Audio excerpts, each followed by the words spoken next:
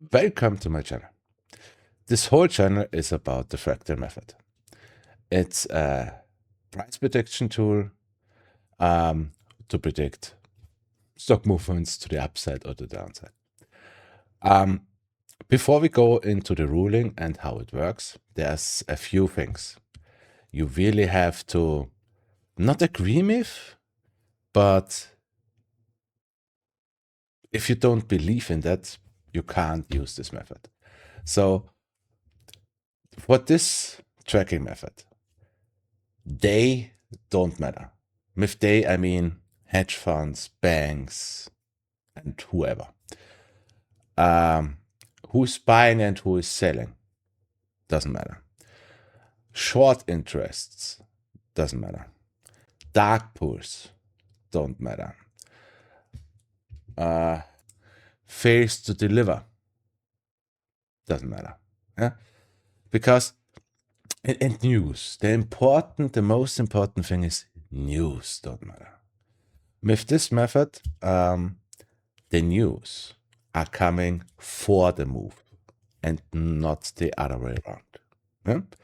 I know it's a very uncommon opinion, but I'm using this now since years, and I say there is no supply and demand market. Okay, so let's start with the Fractal method itself. First of all,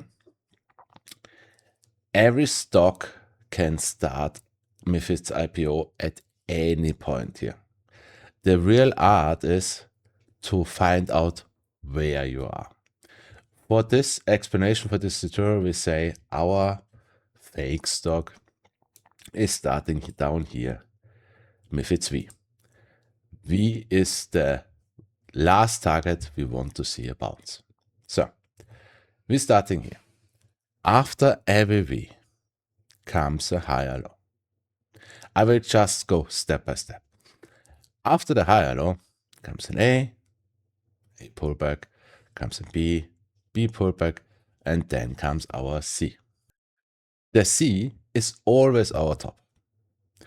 After the C, we fall down, we come up again, but we just make a lower high. We don't break the C again, and we reject most of the time on this trend line. Then we fall back, come up again, then comes our midpoint. Again, we are not breaking the levels of the lower high, and we're rejecting. Then we fall back, come up again, then comes our last time to sell. After that, we fall back to our V again. So, most of the time, you make a V and A after the T, but there's also 2 points where you didn't. I come to that later. And after the V, or V and A, you're doing a higher low again, and the whole thing repeats. So, before we go into the small ruling, every letter, the C, the L, the M, and the T, it has to drop every time, with no exception, lower where it started. So if we look at this L, for example, if we drop here and we start here at, let's say, 47, we reject, we have to drop even only 1 cent under the 47. If you bounce here, the L isn't finished. And that is for all, for L, M, and T. It also always have to drop even 1 cent lower where it started. Now for the little ruling. So we start with our higher low. Yeah? The higher low is always ending in a V under A. That's a rule. What I mean with that, I mean, you can look at this as the macro tracking. So let's say that is the 1 week chart. But of course you want to see the little price movements. So you can then look at the 2-hour chart, for example, and this run up to the peak of our higher low You also can again track it with A, B, C. Yeah? So you just have to imagine that this whole thing is just this whole thing. Yeah? And that's why I'm saying the higher low always has to end in a V under A.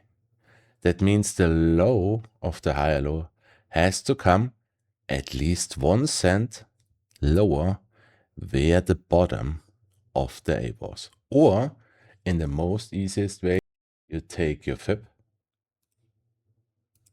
And I mean, I'm not really proven it 100% yet, but most of the time the A is at the 0.786 fib. Yeah. Okay. After that, you go to your A. There's also, it's not really a rule, but most of the time you have this trend line. Yeah. Same like here. Most of the time the higher low is under the trend line. And if you finish your higher low under the trend line, your next move is a breakout over the trend line. You go to your A. Here again, you can track this with A, B, and the A is then a little C. Also here to say is that the T and the M are kinda the next level for your A and B. So if you just put a line from your M to the right side, your M, your macro B should be near this level. It can a little bit over it, it can be on it, or it can be a little bit under it. The same for A. A should be in close range to your T. So then you got your A peak.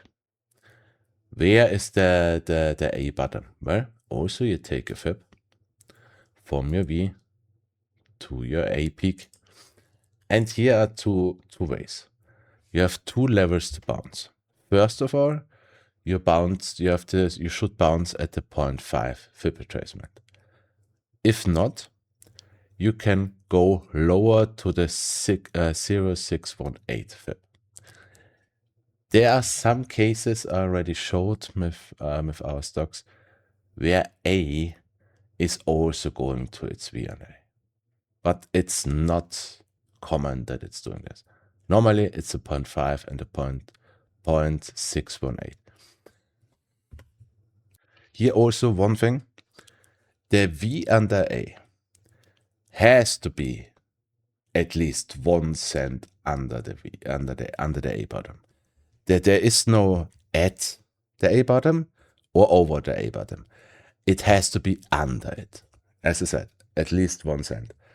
For the A pullback, for the pullback to the 0.5 or 0.618, you can bounce a little bit over it, under it, or on it. Okay? So we finished our A bottom. What happens next? We go up to our B. Then we get our B pullback. Where should be the B pullback? The B pullback should be a 0.5 pullback from the A bottom. So you take, if you're absolutely sure that this is your A bottom, and you already got your B peak, your fib retracement again, here at the 0.5 should be the bottom of your B. Yeah. And then you go up to your C. And then again, lower high, midpoint, T, V under A. And to say that, because I said it ends in a V under A. Yeah, after the C. So the thing is, the C, if it's a real C, it's always ending in a V under A. Always. Except the C is a B or an A. Because then you only have the 0.5 and the 0.5618. I think that was everything for the fractal method. You can use this on everything.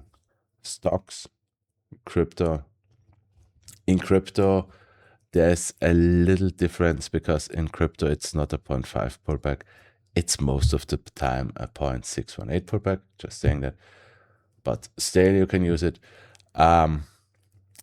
Indices, futures, it doesn't matter. It's working everywhere. And okay, of course, I tell you, if you try to use it, you will see it everywhere. Yeah. Sometimes it's maybe shorter, sometimes it's stretched or it's bigger, but all in all, it's working. Try it for yourself if you want. Okay. See ya.